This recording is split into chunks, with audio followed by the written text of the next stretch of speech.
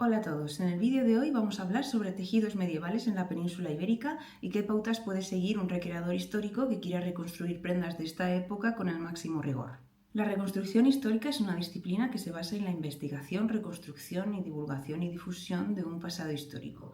Por eso es muy importante que un recreador sepa manejar las fuentes iconográficas, arqueológicas, documentales e historiográficas. En primer lugar, por dar un poquito de contexto histórico, tenemos que tener en cuenta que la península ibérica fue un territorio muy especial en cuanto a cultura se refiere, ya que si bien pensamos o se tiende a pensar que la frontera entre cristianos y andalusíes era firme y nada traspasaba, era todo lo contrario. Se compartía conocimientos, se compartían costumbres, se compartían maneras de trabajar y, por supuesto, los textiles fueron también un elemento más que se transmitió de andalusíes a cristianos y de cristianos a andalusíes. Para comenzar, hablemos de los diferentes tipos de fibras que se utilizaron durante la Edad Media en la península ibérica. Lo cierto es que la llegada de los árabes supuso la mejora en general de la producción textil dentro de la península ibérica, ya que se perfeccionó el cultivo y la fabricación de las telas de seda, de lino y de algodón.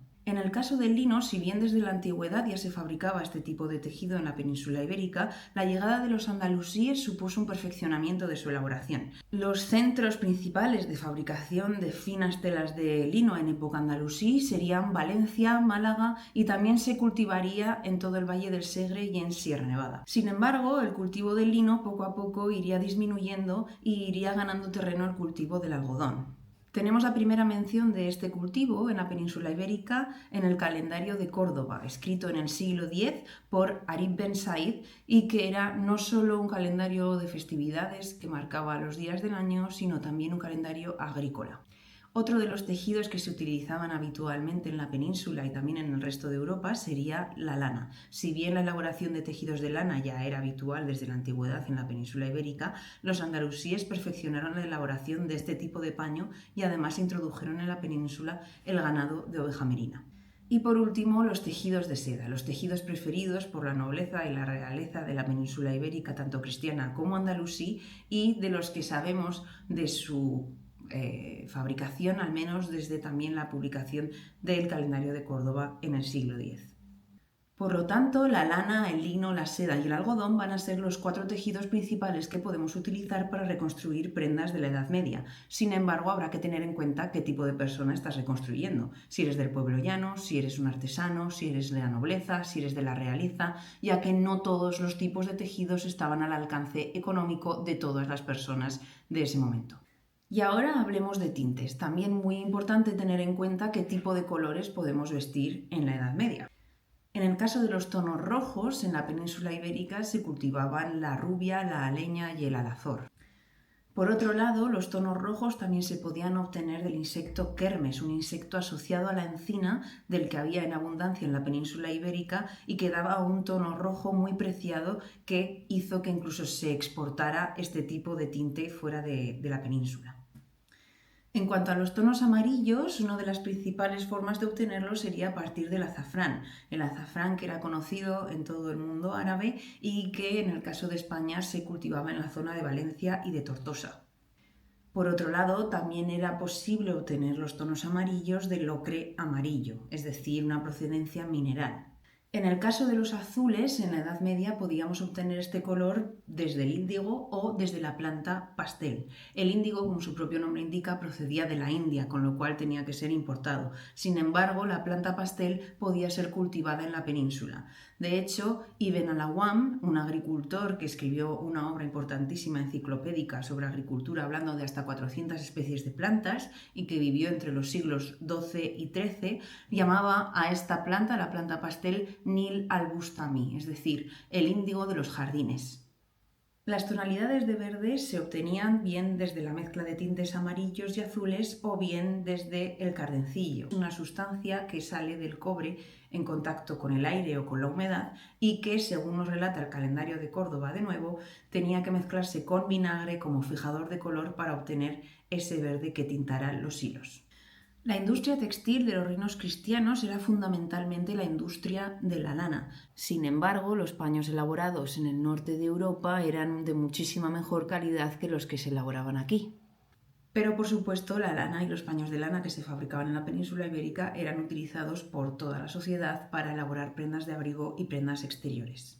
Por otro lado, el lino, tanto en la península ibérica como en el resto de Europa, sería el tejido que más se utilizaría en las prendas interiores, es decir, las camisas interiores, las calzas, los calzones en el caso de los hombres y también en ocasiones para prendas de verano, prendas exteriores, pero de épocas estivales. La seda era el tejido de lujo de la península ibérica y también del resto de Europa. Sin embargo, Al-Ándalus fue el primer territorio del continente europeo en practicar la sericultura. Esto se debe también en parte a que las moreras, las plantas de las que se alimentan los gusanos de seda, no pueden cultivarse más al norte del paralelo 40, con lo cual el norte de la península ibérica marcaría la frontera de esta práctica textil. Por lo tanto, la península ibérica albergó los talleres textiles de lujo más importantes que exportaban sus tejidos al resto de Europa. Sin embargo, la alta demanda de este tipo de tejidos llevó a la creación también de talleres de tipo privado. Además, los talleres reales o el tiraz real a veces fabricaban telas con una marca, una insignia que decía que esa prenda procedía del tiraz real y que el que lo llevaba en honor al monarca. De hecho, con el avance de los reinos cristianos se instalaron talleres dirigidos por mozárabes y mudéjares que conocían el arte textil de la sericultura para poder proveer a los cristianos de estos tejidos de lujo. Como vemos, la seda y los brocados andalusíes fueron el objeto de lujo más preciado tanto por reinos andalusíes como cristianos, y eso lo vemos en la cantidad de restos arqueológicos de tejidos que se conservan en contextos funerarios de la nobleza en los reinos cristianos. Ya sabemos qué tipo de tejidos podemos utilizar, sabemos también con qué colores contaban en la península ibérica principalmente, pero ¿cómo sabemos qué tipo de patronaje seguían en la Edad Media? Lo cierto es que en la Edad Media no existía el patronaje, con lo cual si queremos reproducir una prenda tendremos que sacar el patrón nosotros mismos para poder confeccionarla. En la Edad Media la ropa se confeccionaba sin patrones sistemáticos. Los sastres y costureras adaptaban telas rectangulares o semicirculares al cuerpo mediante pliegues, pinzas y drapeados, ajustando la prenda más o menos a ojo según la silueta del cliente. Las miniaturas y manuscritos nos muestran que la ropa era funcional y ajustada al cuerpo, pero cada prenda se cortaba de manera única e improvisada sin plantillas reproducibles.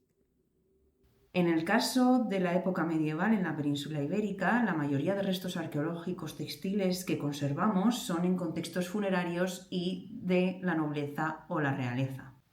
Esto se debe a un problema climatológico, mientras que en los yacimientos arqueológicos en los que los elementos orgánicos han estado a la intemperie es muy difícil que se conserven hasta nuestros días, en el contexto funerario en el que esas prendas han estado con una temperatura estable durante el paso de los siglos, sí que han podido llegar hasta nosotros en más o menos buena calidad.